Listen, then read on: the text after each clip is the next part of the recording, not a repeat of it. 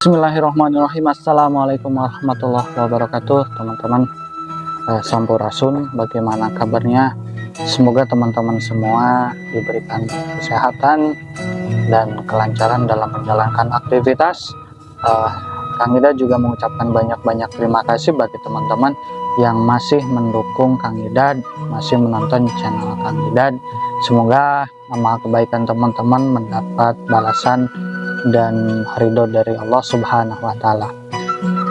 Dan juga teman-teman yang baru bergabung di channel ini, baru melihat video Kang Ida mohon bantuannya dengan cara subscribe, kemudian nyalakan lonceng notifikasinya agar teman-teman semua mendapatkan notifikasi dari setiap Kang Ida upload video terbaru. Oke, kali ini Kang Ida akan membahas masih berkaitan dengan kebudayaan masyarakat, terutama di Nusantara, adat kebiasaan dari suku Sunda, kemudian juga ke sebagian dari Jawa ya. Karena apa? Kang Ida kelahiran bapak itu asli dari Sunda, Bandung. Kemudian kalau ibu itu keturunan dari Jawa. Jadi perpaduan kalau orang menyebutnya Jawa Sunda, Jasun ya. Nah, kebiasaan masyarakat suku Sunda, Tatar Sunda yang ada di Tatar Sunda itu berkaitan dengan sekarang kan kalau hitungan Hijriah adalah Rabiul Awal. Biasanya juga diperingati pada tanggal 12 Rabiul Awal yang itu peringatan Maulid Nabi atau kelahiran Nabi besar Muhammad Shallallahu Alaihi Wasallam, panutan kita bagi umat Islam. Akulturasi budaya antara kebudayaan masyarakat sekitar dengan ajaran syariat agama Islam itu berpadu, tidak bertentangan, tapi juga berakulturasi menyatu dengan kebiasaan ulama-ulama kita dahulu dalam berdakwah, tidak mengikis habis. Adapun adat kebudayaan itu disesuaikan dengan hukum syariat. Nah, kebiasaan itu salah satunya yang dipadukan dengan syariat, dengan kebiasaan dengan hukum Islam, peringatan Maulid Nabi besar Muhammad Shallallahu Alaihi Wasallam itu dengan kebudayaan sekitar. Jadi dipadukan seperti halnya di Keraton Yogyakarta ada gerbek Maulud. Kemudian kalau di Jawa Barat, terutama di Kabupaten Ciamis itu ada upacara nyangku yang sebentar lagi di Panjalu. Kemudian ada lagi kemarin sekitar 2 minggu yang lalu atau 3 minggu yang lalu Kang Ida berziarah ke makam Eyang Jayakusuma, yaitu penyebar agama Islam di daerah tersebut yang membuka alas atau membuka hutan menjadi pemukiman, yaitu di Dusun Kelewih, Desa Saguling, Kecamatan Baregbeg. Selain di Dusun Kelewih juga ada petilasan Eyang Manguntapa, ayahanda dari Nyai Ratu Subanglarang, istri dari Kanjeng Prabu Siliwangi atau Sri Baduga Maharaja dari Kerajaan Sunda Galuh yang berkedudukan di Pakuan Pajajaran Bogor ya. Tapi sebelumnya juga Kanjeng Prabu Siliwangi itu keturunan dari Kerajaan Galuh asli yang petilasannya atau batu penobatan rajanya ada di situs Astana Gede Kawali.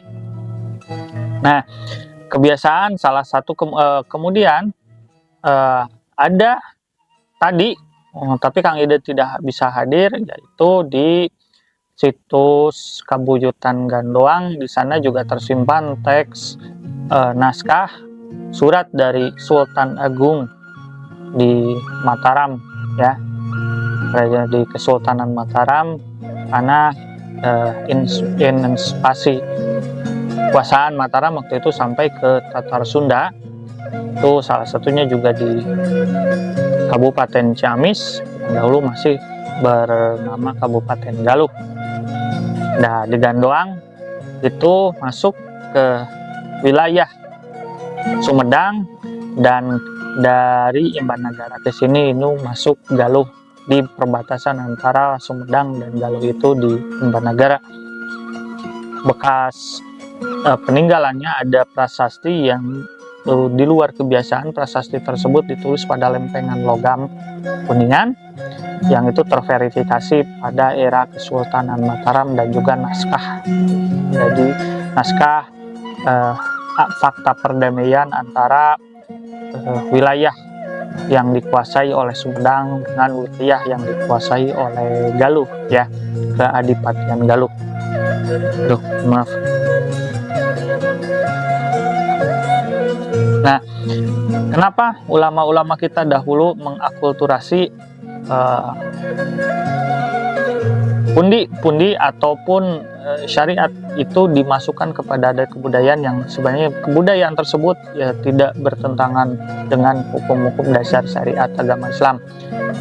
Dalam hal ini para wali yang terkenal, Wali 9, Sunan Kalijaga, menyebarkan agama Islamnya dengan cara wayang. Kemudian ada kalau itu gamelannya, lagu-lagunya khusus seperti Lir-Ilir.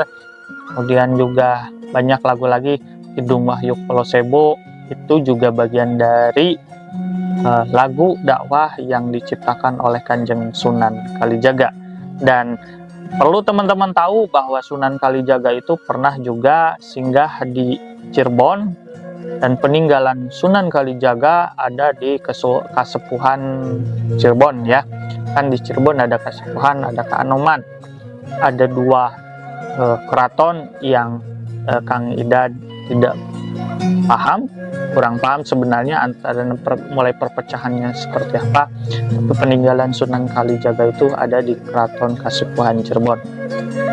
Nah, ulama-ulama kita sudah paham dalam menyebarkan agama Islam dahulu tidak mengikis habis adat kebudayaan, karena masyarakat di Nusantara itu memegang erat kebiasaan leluhurnya, kebiasaan yang sudah diwariskan turun-temurun, kemudian diakulturasi dengan hukum syariat.